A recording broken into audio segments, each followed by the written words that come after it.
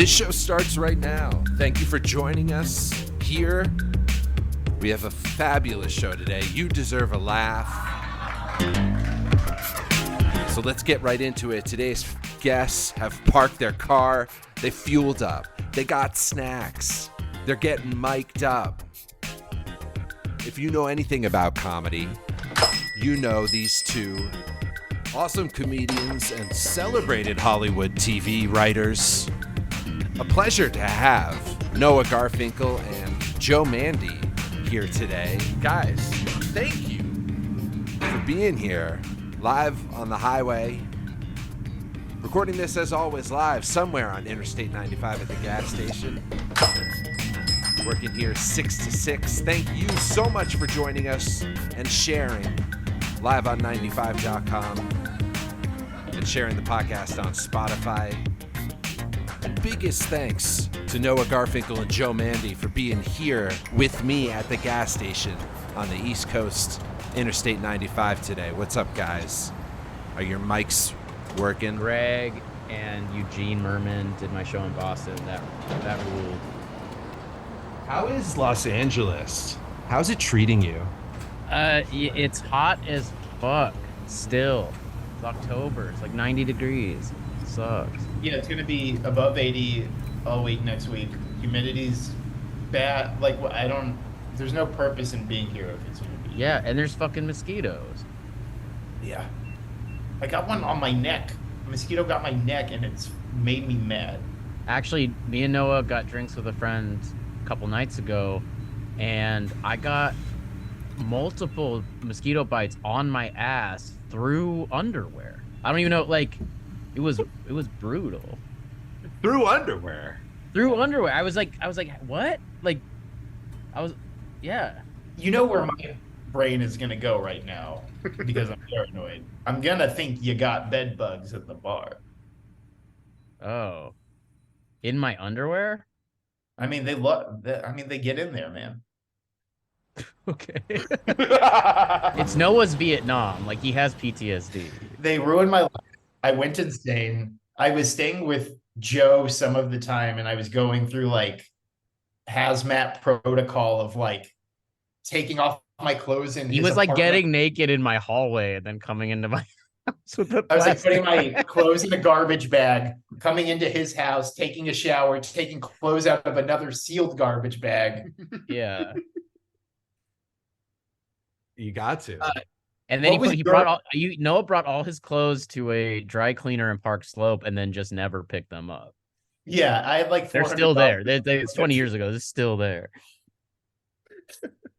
I didn't trust it. I was like, I dropped them off to get dry cleaned, and I was like, I just rather keep them in storage at this dry cleaner for the next 2 decades. Yeah, that's what they're for. Dry storage.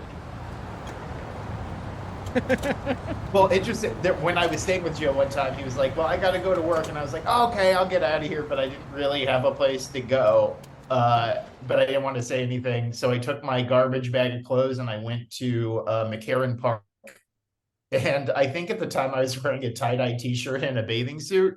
Yes. And I took a nap in the park, sleeping on my garbage bag. And then a friend from college like stumbled upon me and was like, "Noah?" And I just like was, sleeping in a park on a garbage bag and a tie-dye shirt and bathing suit. It was hard to explain. It's the worst when someone runs into you like that. Like, I had a day, I got into a big fight with my parents when I was working in Soho. Like, I was at work and had to like keep my shit together, even though it was like a really upsetting, emotional fight. And then I like left work and just walked west in Manhattan, just to that like weird part of town that's like under the meatpacking district. It's mostly like warehouses and stuff. And it was like 5 p.m., no one around. I was like, fuck it, I'm gonna cry. I need to cry. I'm upset as hell. And I just started crying. And then out of nowhere, Joe? And it was a guy I lived with in Boston for like 6 months. I hadn't seen him in, 10 years. And he's like, "Are you crying?" And I had to be like, "No, allergies. I got allergies." And then I was like, no, I'm absolutely crying. I am. Yep, you got me. I am crying. Good to see you, man. I think this is on him. If you see someone you lived with crying, Yeah, let them, just let me go, man. Yeah. yeah. That must have really, and you were being so defiant to cry in the first place. I know. And I was like, I really felt safe. I was like, there's no one here. It's all like warehouses and strip clubs that have not opened yet. Like I'm good. This is a good place to cry. This feels right.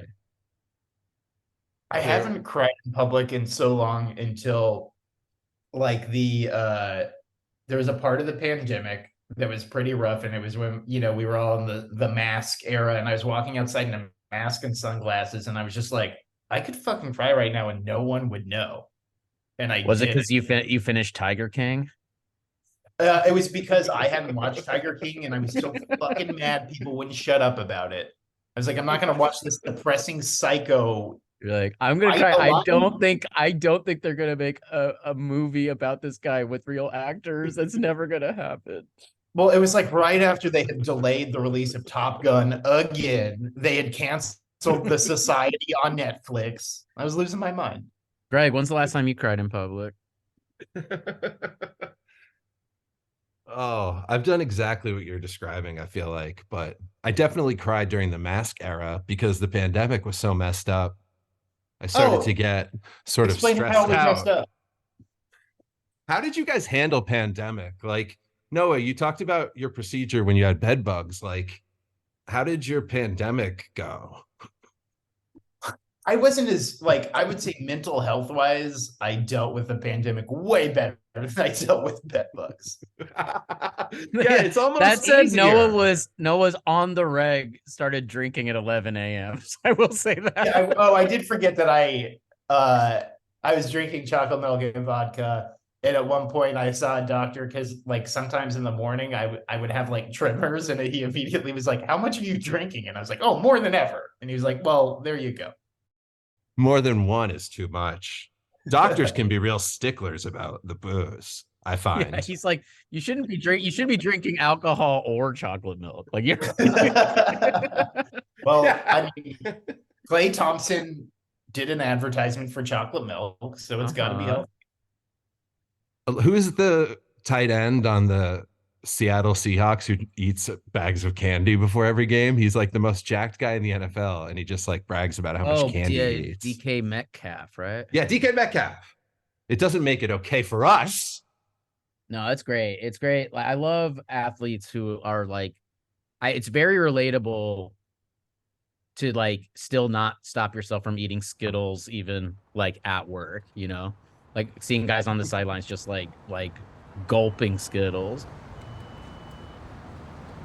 Noah, when you had bed bugs and you slept in McCarren Park, you were probably drinking vodka and chocolate milk too, right? I feel like it probably would have been better for me to be a little day drunk during the worst of the days, but I hadn't figured out. I think the pandemic really taught me how to drink during the day, a thing I'd never done before.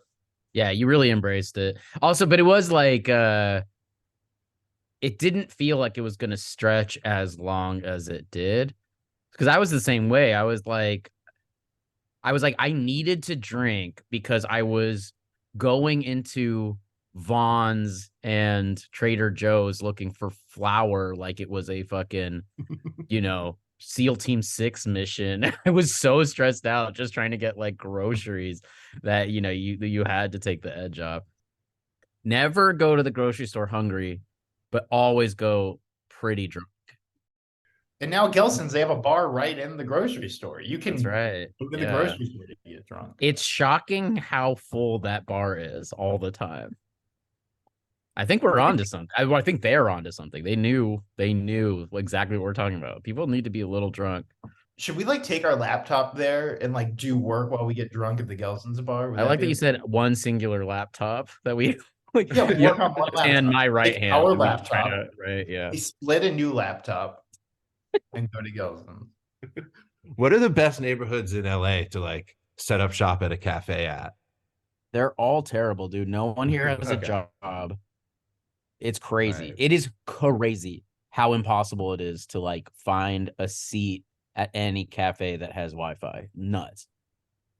There's a coffee shop in my neighborhood called La Mill, and you can go there at like 2:30 p.m. on a Tuesday, and it's like, oh, there's no tables. There's nowhere to sit. Yeah. And then you like find a cafe that like has seats and it seems pretty chill. And then you order a $7 coffee, you sit down, and then there's a sign on the seat that's like, no laptops, just vibes or whatever. And you're just like, No. yeah. There's Oh a my coffee God. place on Hollywood where their Wi-Fi password is 2 drink minimum to remind you that you got to get 2 coffees if you want to sit there. Oh And you my have to stand God. up. Have you guys done any stand-up shows in Hollywood lately? Hey, how was the rest of your tour, Joe? It was great to see you. What was your favorite city winery? It was. And then I'll ask Noah what his favorite city winery Yeah. is. No, well, Noah can go first. What's your favorite city winery, Noah? Favorite city winery? Yeah. Gotta be Los Angeles County City Winery in Los Angeles. Okay, there isn't a city winery in Los Oh, Angeles. no, you're right. Liar. I guess I don't know a winery. The New York show was great. The Chicago show was great. Greg and Eugene Merman did my show in Boston. That ruled. It was great. I would say all the shows were fun, but I don't know if I'm gonna necessarily perform at those venues again. I'll say that because that hurts me to say because I am a wine guy. I love Kylie and I just went to Montana, and like you can pretty much only drink beer in Montana. I don't know if that's like a law or something, but I'm just not I don't enjoy beer. I like wine and cider. And I'm 40 and I'm allowed to say that. I'm confident in that. How was your vacation in Montana? Dude, we got there. Montana's beautiful. And we went to Glacier National Park. We got an Airbnb like 10 minutes from the entrance. We really nailed it. We had all these plans to like spend multiple days in Glacier.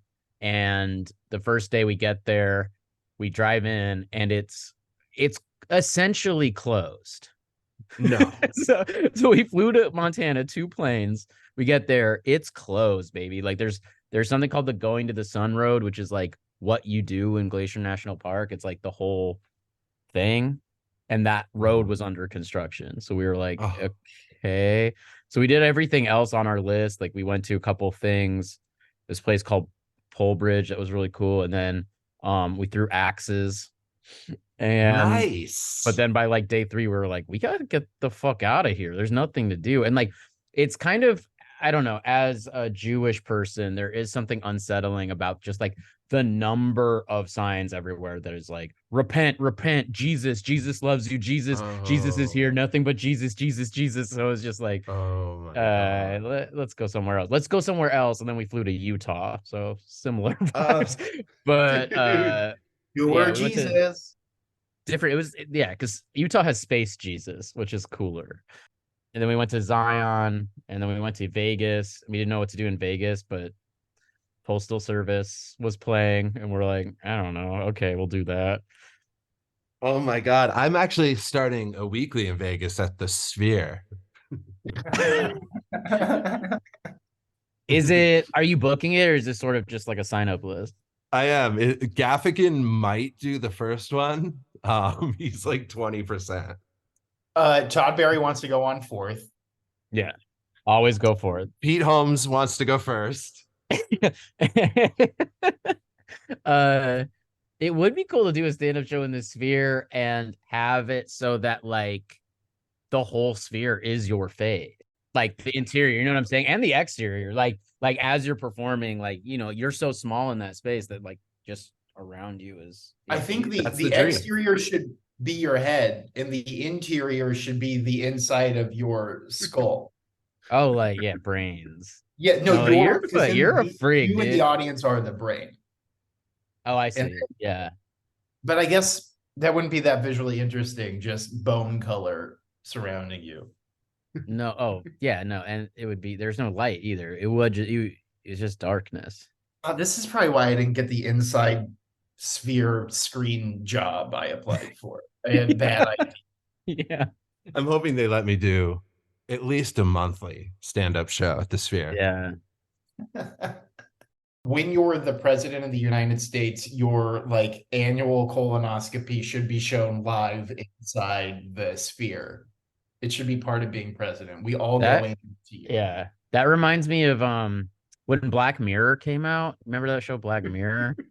Everyone kept recommending it to me. Like the first season, they were like, dude, you're gonna love this show. It's twisted. You're gonna love it. They're like, it's so fun. It's a barrel of laughs. Yeah. So then I watched the first episode. I don't know if you remember. The first episode of Black Mirror is about the Prime Minister of England is blackmailed into having to fuck a pig on national TV, or his like daughter's gonna die or whatever.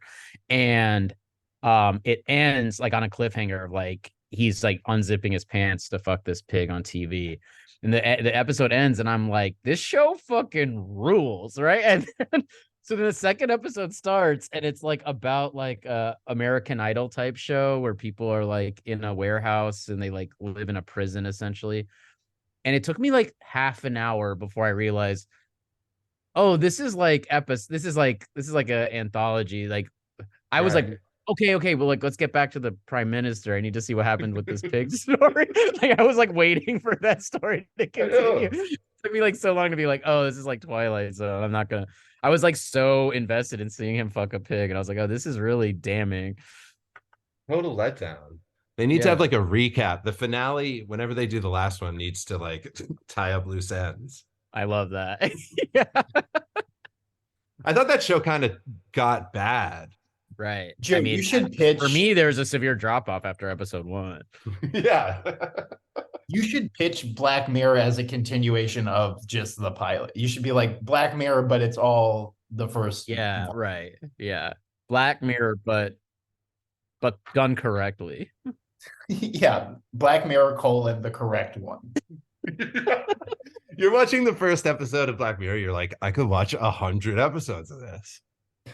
Dude, in a way that is like a Black Mirror episode, that you like see a show on a streaming network that's like the best thing you've ever seen, and then they just like never finish it, dude. Isn't that sick? Is that twisted? There's a few limited series, like just 1 or 2. Like I think I beg your pardon, but when I watched the impeachment thing about Monica Lewinsky, I was like, I would watch 200 episodes of this show. Oh, the Ryan Murphy. Yes, I liked it. Oh wow, I didn't finish it. It took me forever to figure out that the woman playing Linda Tripp was what's her name, like a full on just actor in the craziest fat suit we've ever had on television. I don't know if we're like speaking out of turn, but there was a moment a couple years ago where a sizable group of friends was trying to set Noah up with Monica Lewinsky. Oh, the real one. No one ever followed through on that.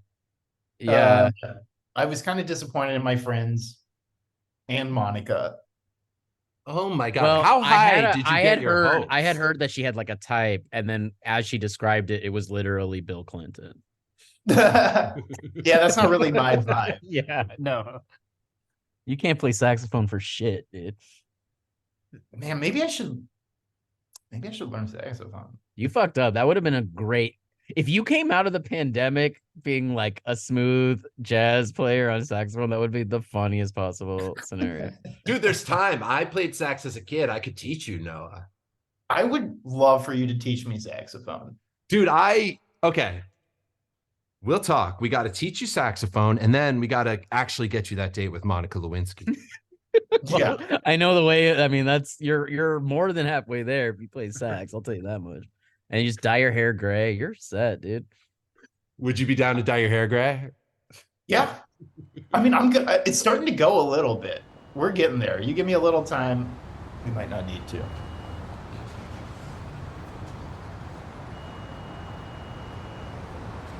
Were you so psyched, like thinking this might happen? I might meet Monica Lewinsky. Yeah. How close did you come? It was literally, I just got a text that was on a group text with Joe from our friend. It was just like, Noah, this is not a bit. Would you go out on a date with Monica Lewinsky? And I was like, ha ha ha ha ha ha ha ha ha ha, yes. Of C. Of C. Of C. Of C. Who dis? Of C. Who dis? You ever just drop a who dis to like nag someone? You're like, Oh, it's the best. Getting a new Yeah. phone. I'm trying to imagine someone whose whole type is Bill Clinton having me explain to them. Like, would you like just the most medium height man with dark hair who is not at all Yeah. a president? Look, he's not autistic, but he loves Legos. You know how Bill Clinton can like hold a full conversation while doing the crossword puzzle? Noah can do those things separately. Yeah, that's just it, dude. You both love crosswords. That's true. Yeah. Oh, doesn't she love to knit? Maybe would you learn that? I think I would like to learn to knit at some point. I could get it. Here's your chance. I need to learn to knit. I need to learn the fucking saxophone. Man, I got a lot. Monica is. And if she saw you in a knitted blue suit, hubba. Yeah, she's like, did you knit that yourself? We should call her. We should. You know, I would love to make it happen after I teach you saxophone. She honestly, no jokes, she might be like one of the strongest people to ever live. Like the fact that she like persevered and didn't like just end it with the amount of sexist scrutiny and mockery she faced for literally years. Like it's crazy. Like it would be like 2006 and Jay Leno would still be doing fucking Monica Lewinsky jokes. Yeah. It's like And brutal. it was like a level of mockery that was so obscene and uncalled for, but everyone for 2 decades felt guilt-free about it. Like, Yeah. There was no reckoning for 30 years, basically. Noah, have you ever used your Doug Forcett photo as like a Tinder photo? No, I've never been on a dating app, and also it is a professionally bad picture of me. Yeah, it's like purposely bad. It's the most widely seen image of me that will ever exist, and it is what I'm afraid I look like. Oh my gosh. What is the original story behind that photo? We were in the writer's room. Mike Schur had this idea of Doug being a guy who ate mushrooms and like sort of figured out the afterlife. And then he was like, does anyone here have a friend that looks like they did mushrooms in the early 80s? And I was like, I think Noah would do it. And then the next day, Noah did like a 3-hour photo shoot all over Universal Studios. It was so funny. Was that the longest photo shoot ever? Oh my gosh. It's certainly the longest one I've ever been a part of. And it's so funny to be in a photo shoot where they're like, okay, smile. Okay, now like squint. Goofier. Look worse. Like Yeah. it was. Yeah. When I worked at Parks and Recreation, there was like an article some women's magazine did, like I don't remember which one, like Elle or something, and it was all about like the women in the Parks and Rec writers room. So they like all got glammed up by the makeup department, and then similarly did like a long photo shoot all over the lot on like the golf cart and next to the stage doors and stuff. And when it ended, they asked the photographer like, how does it look? And he just went, it is what it is. Oh my God. It was brutal. It's so funny. Funniest possible answer to like 4 very like, self-conscious, eager women to just be like, yeah, no, man, it is what it is. They're like, that's the last time we work with Herb Ritz.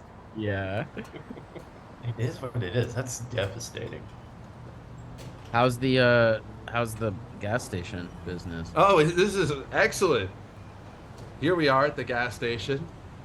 Noah, incidentally, as you can tell, we do this show on the side of the highway here.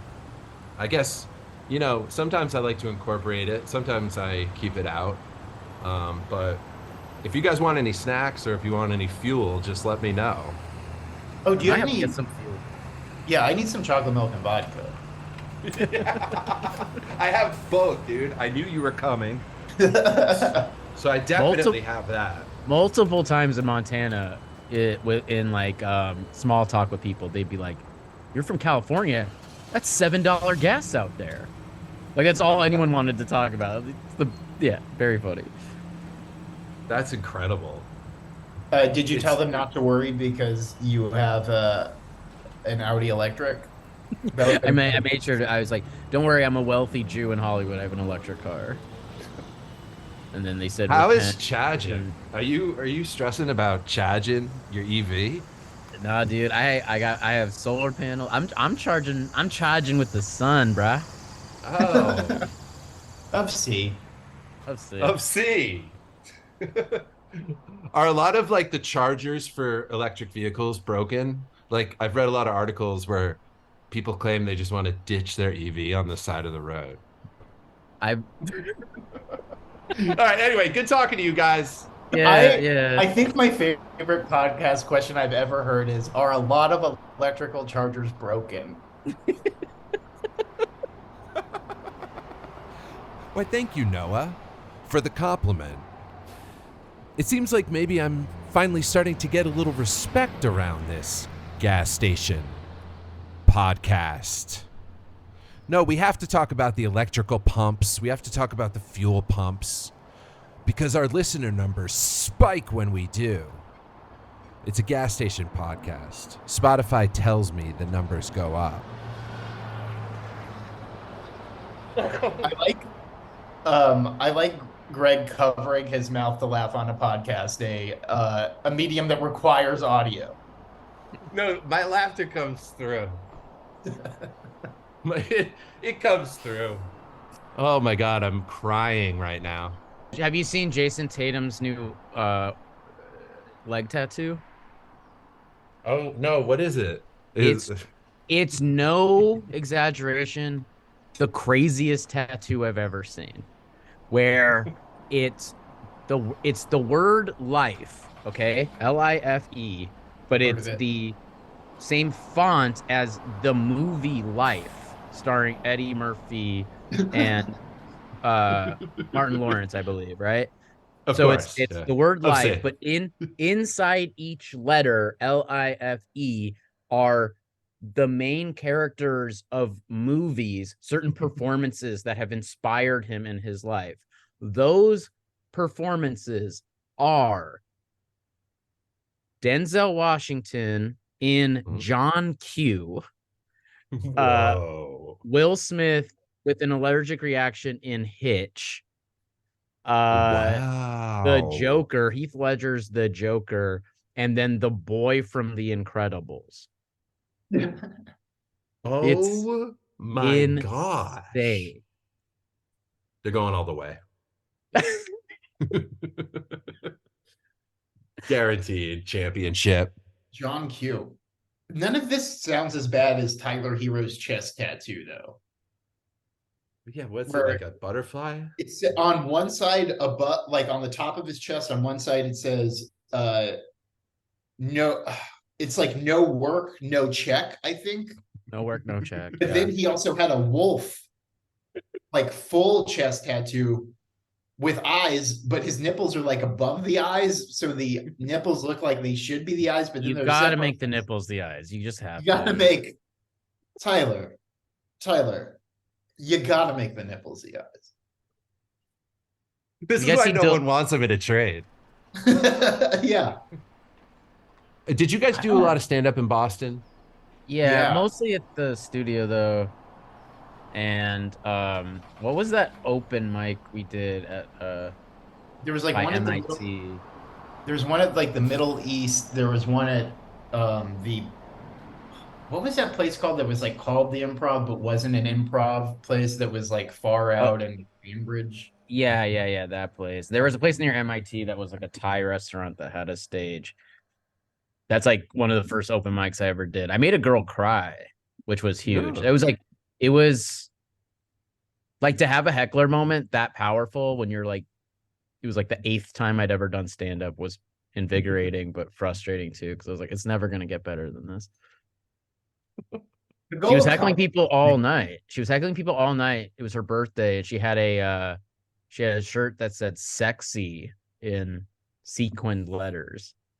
And I was wearing a t-shirt that I bought at a thrift store that was for like a camp for mentally challenged children. And so halfway through my set, she was heckling me, and I said, "It's cool that we're both wearing ironic t-shirts." And then everyone turned around and saw her sexy t-shirt, and she started crying, and she left. Holy moly. Damn. What's she up to? Stand up's the best, isn't it? I haven't done it in 6 years. No, it's been 6 years. Are you going to ever do it again? Um, if when I moved to LA, I just didn't like doing it as much, and slowly it just like there was never like a this is my last show. I just like slowly didn't do it anymore. It is difficult, I will say, to like muster up the energy and enthusiasm if you've like been in a writer's room all day. It's like exhausting to like write jokes for 9 or 10 hours and then like rush to a show and then try to like be funny like that. It's not fun. Yeah, It's like like the last especially thing. when I was like kind of new to being on a writing staff like full time and all day every day, I would like get in the car at the end of the day and I wouldn't even like want to have my GPS on because like I couldn't hear like another voice. Like I was like I can't hear another human being talk. I don't want to talk, and the idea of talking to a bunch of strangers seemed awful. And Noah's GPS was set to a high joke quotient. So it was constantly pitching jokes as he was like, It's Jay Leno. yeah, It was yeah. always yes, and I was always having to like politely laugh to be like a good colleague at my Mhm. Yeah, how hard is that to politely laugh all day? I mean, I guess It's you're probably not doing it, but I'm pretty good at it. it's I'm probably half the job, bad. right? I mean, for those who've never been in a writer's room, are you constantly being like, try reworking that? Or like, how do you be nice? You Well, know, some people just don't. a great trick that I learned from Mike Schur actually is even if someone pitches something bad, you can like nod and be like, well, what if we went the other way with it? And then you pitch literally the opposite thing and it makes that person feel like they did something. And I'm saying that as someone who was constantly pitching things that Mike went, but what if we did the exact opposite? Yeah, at some point, do you then stop and be like, I'm going to pitch him the opposite and see if he likes that? Well, it became a joke. I always pitched ideas that as I was pitching them I was just pitching like opposite day.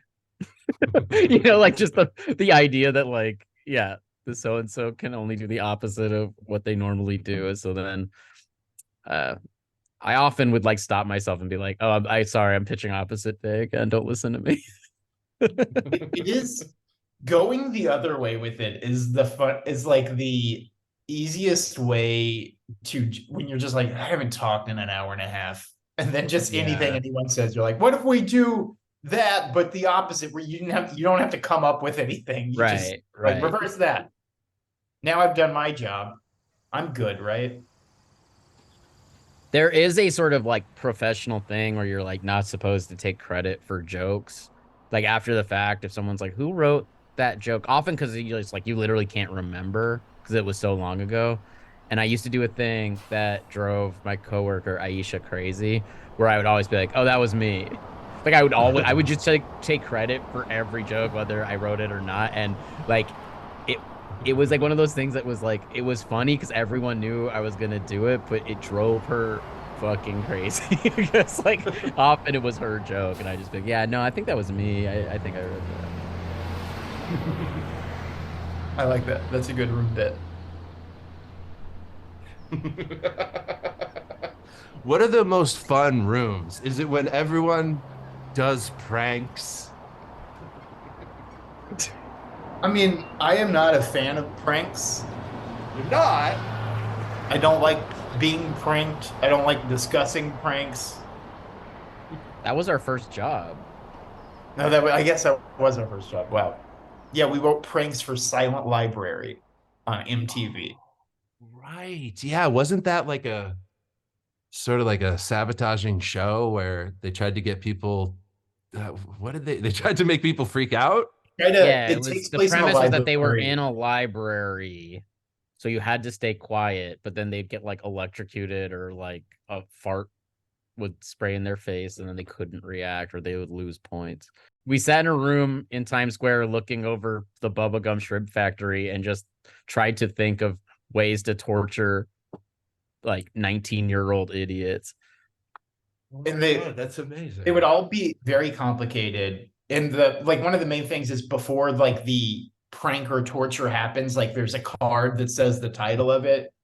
And I had pitched one that was called Johnny Cakes, where a guy just wheels himself out in a wheelchair wearing a midriff t-shirt that says Johnny, and he's wearing like a gold thong bikini bottom.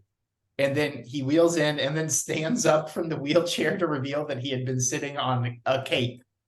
And then the contestant had to eat that cake. I did not specify in writing out the prank what kind of cake it should be, but they did use chocolate. So they shot this where this guy just stands up and there's just this mush of chocolate cake. And then the contestant had to eat it, but it was so gross that an executive, upon watching the first edit of the episode, was, we have to lose this prank from the episode, and if we can't edit it out, we have to lose the episode. Oh, what a square.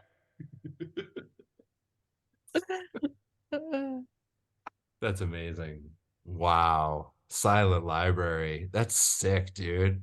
Johnny Cakes. That's great.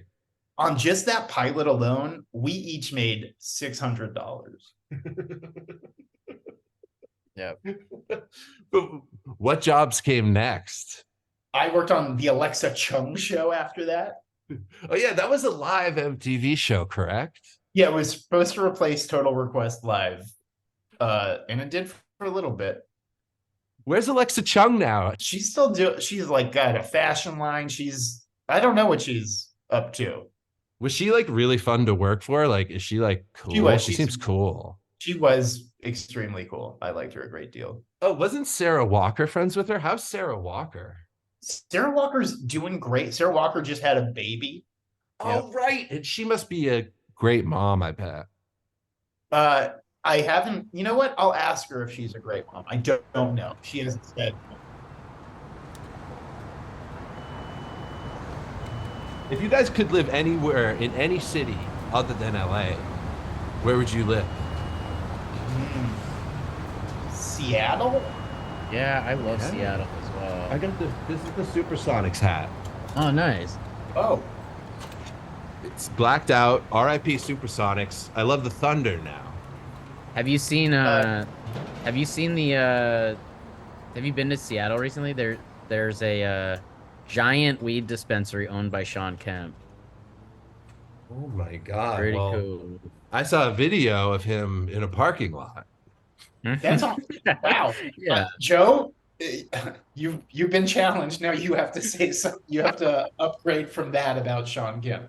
Have you guys seen the video where he shot someone and then he ditches the gun? What? Yeah. It's like from earlier this year. Yeah. Like, I don't know. Maybe you missed it, but like he shot someone and then there's a video that somebody nearby, like smoking a cigarette, took, and you can see Sean Kemp throw his gun out the window, and like somebody smoking a butt like took the video. And you could tell it was him because he tomahawked it. Wait, is Sean Kemp in legal trouble now? Yeah, no, I'm telling you, there's a video of him Yeah, it's shooting crazy. someone. Yeah. I mean, why is he just like running a weed dispense? Like, do we have to be the police? Should Well, we it do was this in here? the what was that area of Seattle called where there were no laws? Oh yeah, it was like the FOMO zone, or it was like Yeah. no gov. It was like YOLO. It what was was the it called? YOLO zone. Yeah, it was YOLO. Guys, I'm learning so much that there's a escape from New York section of Seattle that's an open air free for all prison. Sean Kemp Yeah. is shooting people. Yeah. Then He's the What was that mayor. called, Joe? What was that area called? It was It like wasn't the DMZ, but it had some stupid ass a name like that. And Noah won't say it because he hates abbreviations. it was I do. peak pandemic. Yeah. Let me see. Yeah, shooting someone is like peak pandemic. The No, Chaz. It was called the Chaz. Chaz? Capitol Yeah. Hill Autonomous Zone. No, you don't remember the Chaz in Seattle in 2020? The only Chaz in my life is Chaz Dean. Yeah, Chaz Dean, baby. Who was that? He's a I believe an 80-year-old man with like long hair who owns a shampoo business in LA and has billboards of his own face Huge. advertising. And all the billboards say Chaz Dean Studio, and it seems like his name is Chaz Dean Studio.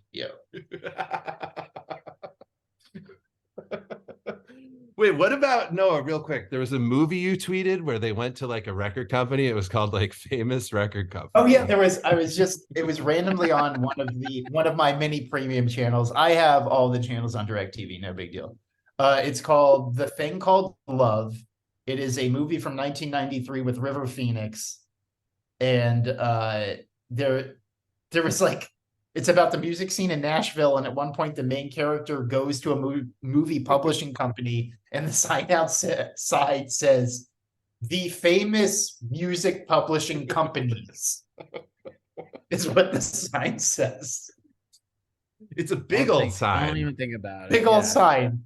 It's an insane art decoration decision. Yeah, I mean they had a meeting where the art person must have been like, "Are you sure? Oh, we're making a big ass sign. Do you want like a normal sounding name?" They're like, "No, we want the company name to be plural for no reason.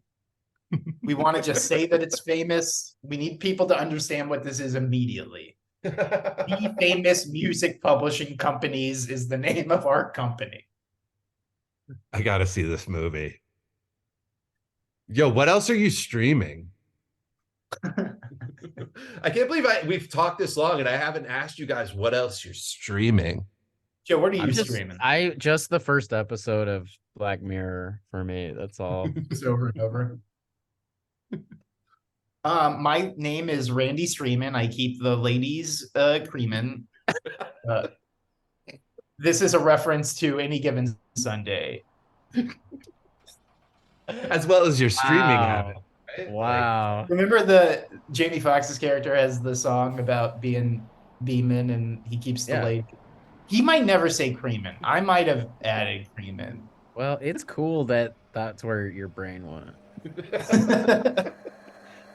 I guess I thought that I had already said screaming, but I had said streaming. I should have said streaming and then went straight to creaming. Yeah. You can't go straight to creaming. Oh, fuck. Didn't they teach you anything at Emerson? You can't go straight to creaming. You gotta go to screaming before creaming. So yeah, it's like I before E. Cream before scream before cream, except after stream. Okay, so you got it right. Yeah, I guess I nailed it. You definitely nailed it. Well, I gotta go. I'm the guest on Real Time with Bill Maher tonight, so I do. Oh my gosh. Are you gonna picket Bill Maher even though the strike's over? I'm really truly thinking about it. I think that would be so funny. Let's start doing the pod every day. And I know you guys live across the country, but let's try to do a weekly. Let's meet up in Nebraska somewhere and do a weekly together. I love this idea. I would love to do a weekly pod with you in Nebraska. I'm in. Sweet. There you have it. We're doing that. Thanks, guys. They're back on the highway now. But my biggest thanks to Joe Mande and Noah Garfinkel for stopping by the gas station visiting me at work. Everybody check out at Joe Mande and at Noah Garfinkel. Also, thank you for sharing our Spotify links.